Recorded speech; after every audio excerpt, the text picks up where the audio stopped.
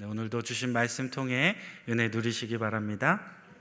그리고 이렇게 새벽 제단을 사모하여 예배의 자리 그리고 또 기도의 자리에 나오신 우리 성도님들 주님의 이름으로 환영하고 또 축복합니다. 네.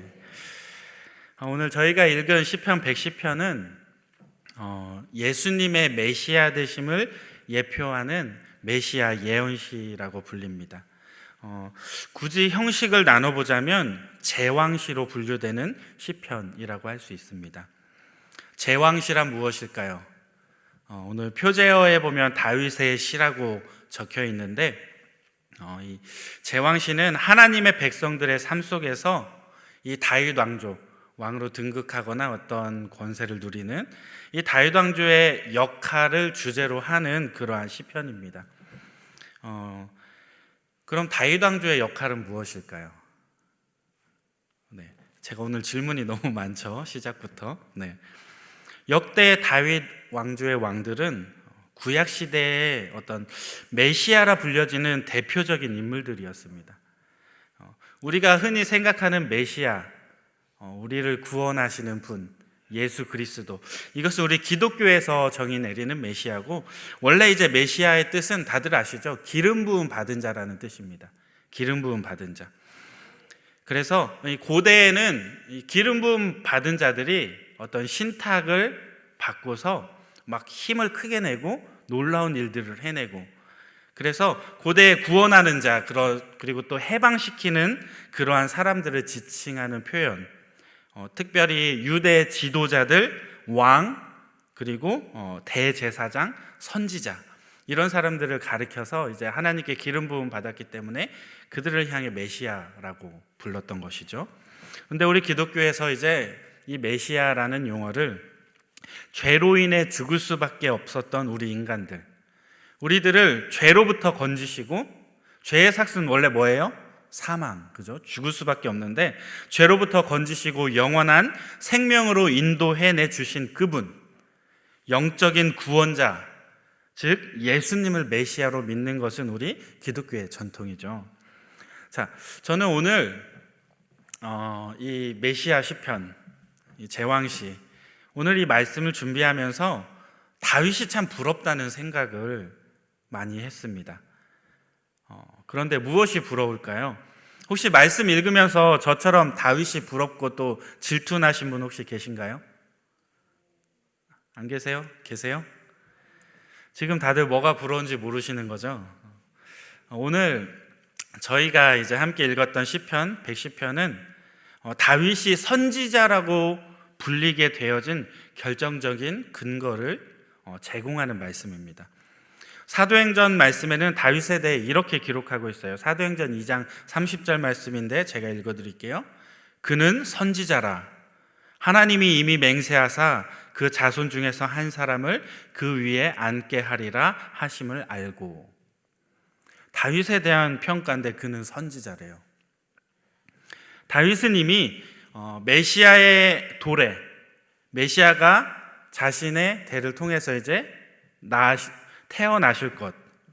것과 그리고 또 그분의 부활과 승천 그리고 재림까지도 모두 알고서 이 시편의 말씀을 통해서 우리에게 계시해 준 선지자가 바로 다윗이었다는 거예요. 그런데 부러워요, 안 부러워요? 아니, 하나님께서 이 다윗에게 막 완전 모든 것을 다 몰아서 다윗에게 주셨다는 거예요. 그래서 전 그게 너무 부러운 거예요.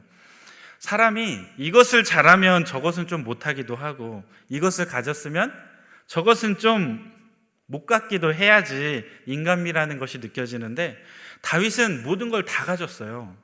근데 어떻게 안 부러울 수가 있겠어요? 열왕기상 4장에 보면 이 다윗이 이루어 놓은 것들을 고스란히 물려받은 솔로몬, 이 솔로몬이 누렸던 영화가 어떠한지 아주 잘 기록되어 있어요. 종교적으로 그리고 군사적으로 행정적으로 모든 권력을 한 손에 쥐고 얼마나 강하게 그것을 휘둘렀는지를 보여주고 있어요. 그리고 또 그가 얼마나 경제적인 풍요로움을 누렸는지, 얼마나 많은 부를 가지고 있었고, 그것을 막 성전에 가득 금칠을 하고 막 이렇게 해도 남아 도를 만큼. 그렇게 풍요로운 것까지 누렸다는 거죠. 이처럼 모든 부와 권력 그리고 명예를 누렸던 다윗 왕에게 무엇이 부족하였기에 그에게 미래까지도 내다보고 예견할 수 있는 놀라운 하나님의 특별한 지혜를 그에게 주셨다는 거예요.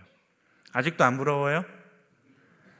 다들 부러워할 때까지 해야지. 제가 온갖 재력과 권력을 다 가진 왕인데 거기에 미래까지 예견하는 선지자였어요. 또 성경은 다윗을 뭐라고 말하냐면 내 마음에 합한 자라, 하나님의 마음에 합한 자라고 하는 아주 최고의 칭찬과 찬사를 다윗에게 해 주었다는 거예요. 부러워요, 안 부러워요? 네, 부럽죠. 네, 이제 조금 대화가 되는 것 같아요. 네, 그 공평하시다는 우리 하나님이 때로는 아예 대놓고 이렇게 편애를 하는 분은 아니실까 라고 하는 실없는 의심도 하면서 제가 오늘 말씀을 준비했는데, 이러한 다윗이 오늘 시편을 통해서 찬미하고 높여드렸던 우리 하나님, 그분은 어떠한 분이신가? 그리고 또 다윗이 선지자로서 계시해준 우리 예수님, 그분은 또 어떠한 분이며 그분이 하나님과 어떠한 관계 가운데 어떠한 일들을 하셨고 또 하고 계시고 앞으로 하시는가에 대한 고민을 하며 제가 오늘 말씀을 준비했습니다. 요즘에는 주기도문을 전혀 모르는 새가족들이 교회에 많이 늘어나고 있어요. 예전엔 다 아시던 분들만 계셨는데 이제 전혀 모르는 분들이 늘어나기 시작하면서 이제 교회에서 의도적으로 교육적인 의도를 가지고 주일 찬양 예배를 주기도문으로 마치기 시작했어요. 그리고 또 새벽 예배를 원래는 사도신경으로 시작했는데 요즘 뭐로 시작하죠? 주기도문으로 시작하고 있어요. 그런데 전에는 아시겠지만 사도행전을 고백하며 우리가 예배를 시작했었습니다. 우리가 사도신경을 고백할 때마다 거듭해서 우리의 입술을 열어 말하는 고백이 있어요. 독생자 예수 그리스도를 우리가 믿으며 그분께서 십자가를 지셨고 그리고 부활 승천하셔서 어디에 앉아 계셨어요? 하나님 우편에 앉아 계시다가 결국에는 심판주로 다시 오실 것이다 라는 것을 고백하는 게 우리 대한예수교 장로회 기독교의 신앙의 고백인 것이죠. 혹시 이것과 다른 믿음을 가지신 분 안 계시죠? 네, 이와 다른 믿음 가지고 계신 분들은 지금 여기 앉아 계시면 안 돼요. 왜냐하면 저희 교회는 신천지 및 이단 사이비들의 방문을 엄격하게 금지하고 있어요. 이거 신고할 수 있는 거니까 이게 다른 신앙을 가지고 있는 분 있으시면 안 돼요. 아셨죠? 자, 어쨌든 저희는 그러한 신앙을 가지고 매번 하나님 앞에 고백을 하고 있다는 것이죠. 그리고 이러한 사도신경의 고백 안에는 예수님께서 하나님과의 관계 가운데 어떠한 분이신가, 그리고 그분이 어떠한 역할을 하시는지 이 공간적인 비유법을 통해서 잘 표현해 주고 있습니다. 예수님이 어디 계시다고요? 지금? 하나님 보좌 우편에. 거기서 우리를 위해서 중보하고 계세요. 우리를 위해서 기도하고 계신 분. 그런데 이러한 신앙 고백의 근거가 바로 오늘 시편 말씀이라는 거예요. 본문 1절 말씀은 신약 성경의 여러 곳에서 인용되는 구절입니다. 그리고 또 오늘 본문 시편 110편은 지금 1절을 포함해서 신약 성경에서 가장 많이 인용되어지는 구약 성경이 바로 오늘 시편 말씀입니다. 우리 함께 본문 1절 말씀 같이 한번 읽어볼게요. 1절입니다. 시작. 여호와께서 내 주에게 말씀하시기를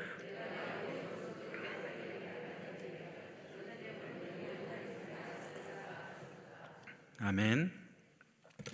지금 1절만 읽었는데 4절도 읽을 거예요. 1절과 4절 말씀은 과거 선지자들의 예언과 어떤 비슷한 형식으로 쓰여진 것을 보게 돼요. 하나님의 뜻을 알게 된 선지자들이 이 하나님의 뜻을 백성들에게 선포할 때 어떻게 선포하는지 혹시 아세요? 여호와의 말씀이니라, 여호와께서 말씀하시기를 이렇게 말씀했으니 너희는 이렇게 해라. 여호와께서 이르시기를 여호와께서 이르시되. 이렇게 시작해요. 신탁, 이 선지자들이 하나님의 음성을 듣고 선포할 때 꼭 이건 여호와께서 하신 말씀이다, 하나님께서 하신 말씀이다, 이렇게 얘기를 하거든요. 근데 오늘 말씀 역시 그렇게 이야기하고 있어요. 여호와께서 내 주에게 말씀하시기를, 하나님이 하신 말씀이라는 거죠. 본문 4절 말씀도 우리 한번 같이 읽어볼게요. 4절입니다. 시작. 이르시기를 너는 멜기세덱의 서열을 따라 영원한 제사장이라 하셨도다. 아멘. 여호와는 이렇게 이르셨대요. 여호와께서 이렇게 이르셨대요. 너는 멜기세덱의 서열을 따라 영원한 제사장이라. 본문 4절에서도 여호와께서 이르시기를 이렇게 이르셨도다, 이렇게 하셨도다. 무슨 말이냐면 이것은 다윗이 자기가 생각나는 대로 이 시편을 막 이렇게 써 제낀 게 아니라는 거죠. 성령님께서 다윗에게 감동을 주셔서 하나님께서 말씀하시는 그 음성을 듣고 다윗이 하나님의 신탁을 기록한 것이 바로 오늘 성경 말씀이라는 것입니다. 마치 다윗 왕조가 만들어질 때 이 시편 110편을 이제 왕이 즉위할 때마다 사용했던 시편이기도 한데 왕의 대관식 때 사용하기 위해 만들어진 시편처럼 보여질 수도 있어요. 그런데 조금 깊이 들여다보면 루터가 오늘 시편 110편 말씀을 가지고 이렇게 얘기해요. 우리 주 예수 그리스도를 노래한 대표적인 시편이다 라고 평가해요. 이 루터가 그렇게 평가했을 만큼 그리스도의 사역을 잘 표현해 놓은 시편이 바로 오늘 시편이라는 것입니다. 1절 말씀을 보면 너는 내 우편에 앉아 있으라 라는 신탁이 내려왔어요. 고대에는 공식 행사에서 왕의 오른편에 앉은 사람은 굉장한 권력가예요. 그 나라의 2인자라 해도 과언이 아닐 만큼 권력을 누렸던 사람이죠. 즉 왕을 대신해서 어떤 나라의 정책을 집행할 수 있는 권한을 갖고 있는 사람들, 그 사람들이 왕의 우편에 앉는 사람들입니다. 다윗 역시도 하나님께 기름 부음 받아서 왕이 되었어요. 그래서 하나님의 뜻대로 하나님께서 원하시는 대로 이스라엘을 통치하도록 그의 권한을 위임받았습니다. 더 나아가서 다윗뿐 아니라 유대의 모든 왕들은 4절 말씀에서 읽었던 것처럼 하나님과 백성들의 그 사이를 중재하는 역할, 이게 누구의 역할이냐면 원래 제사장의 역할이에요. 이 제사장직 임무를 함께 위임받는 전통 위에 이 대관식을 치렀던 사람들이 바로 유대의 왕들이었습니다.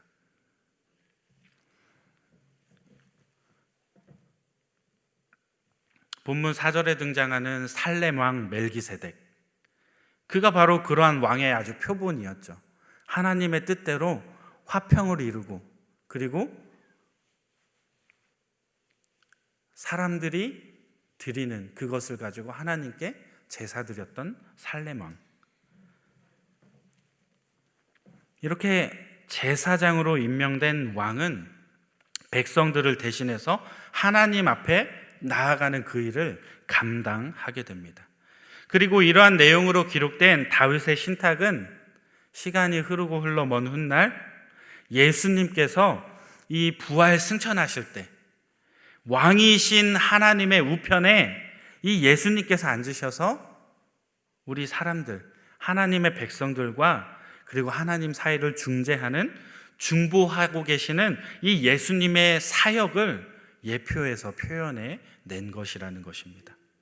사랑하는 여러분, 이제 예수님께서 어떤 분이신지, 그리고 현재 우리를 위해서 어떤 일을, 어떤 사역을 감당하고 계신지 잘 아시겠죠? 오늘도 하나님의 우편에 앉으셔서 우리를 위해 중보하고 계시는 이 예수님의 크신 사랑을 우리가 깨달을 수 있어야 합니다. 단지 그냥 우리를 위해서 기도해 주는 수준이 아니라 우리를 위해서 이미 자신의 물과 피를 모두 다 쏟으셨어요. 그래서 우리가 아무리 발버둥 쳐도 해결할 수 없는 우리의 죄의 문제를 해결해 주셨다는 것이죠. 그러한 분이 자신의 모든 것을 이 땅에서 소진하고 이제 하늘로 오르셔서 하나님 우편에서 우리를 너무나도 사랑해 주셨던 이 땅에서 그분이, 그 사랑 많으신 분이 우리를 위해서 여전히 하나님 옆에서 계속 첨언하고 있다는 거예요.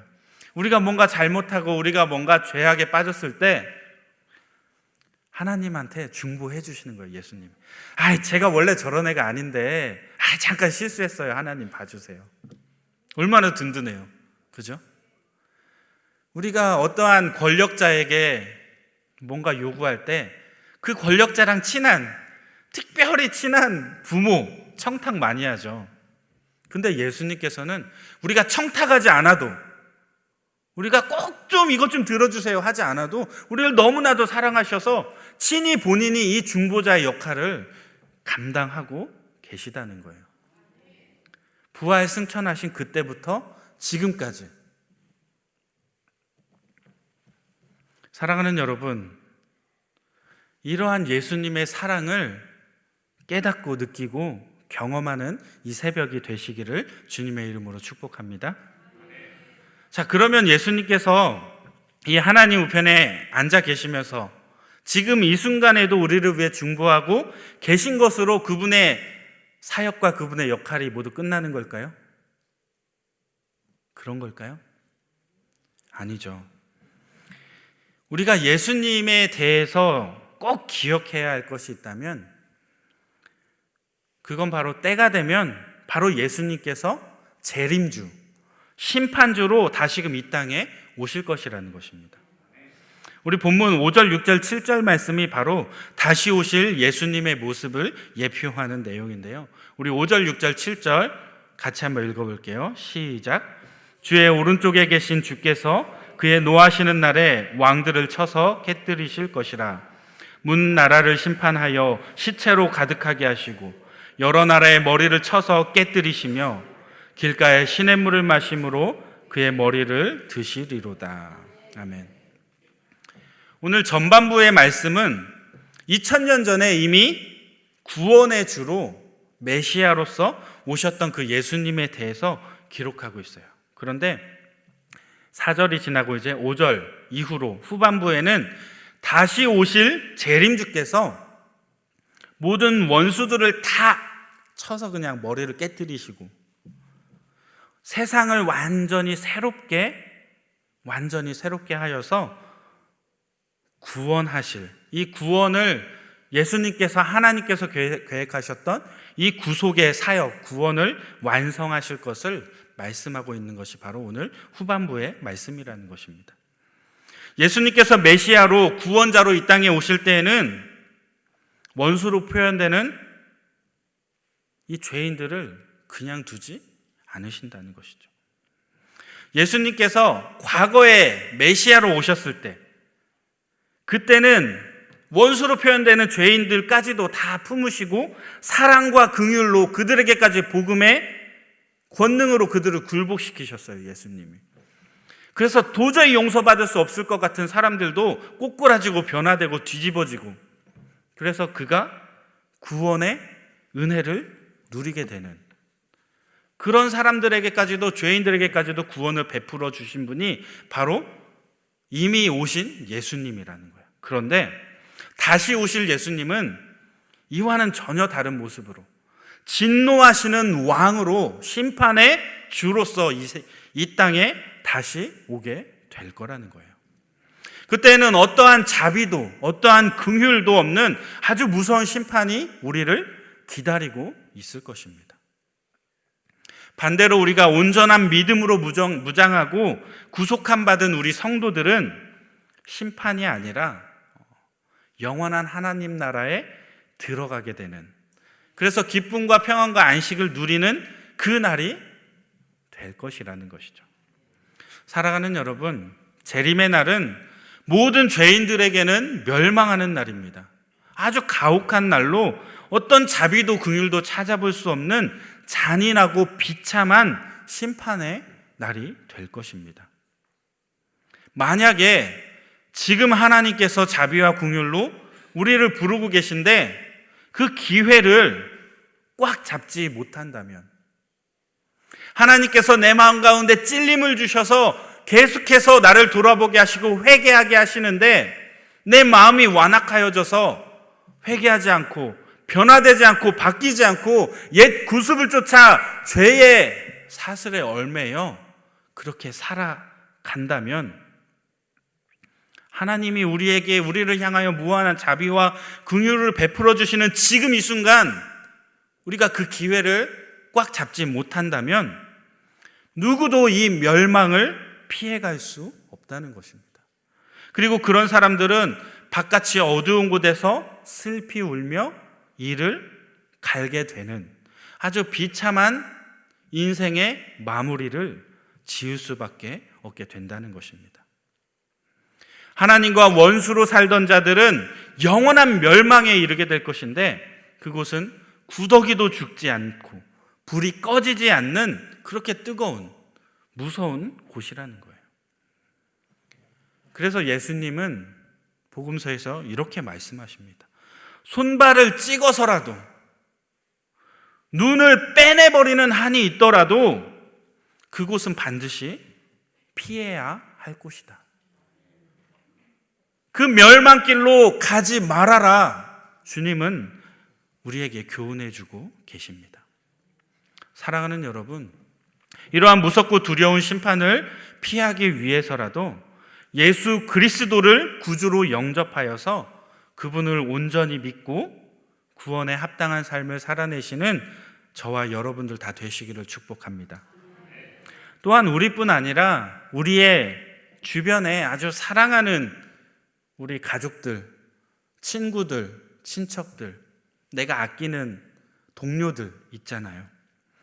그 사람들 역시도 이처럼 멸망길에 빠지지 않도록 우리는 항상 복음을 증거해야 하며 그들에게 항상 선한 영향력을 베풀어야 한다는 것입니다. 오늘도 이러한 중엄한 하나님의 명령을 기억하셔서 세상에 나아가 복음을 전하시고 선한 영향력을 바라시는 우리 제자광성교회 새벽 성도님들 다 되시기를 주님의 이름으로 축복합니다. 네, 우리 이 시간 기도했으면 좋겠습니다. 우리가 지금이 구원받을 때입니다.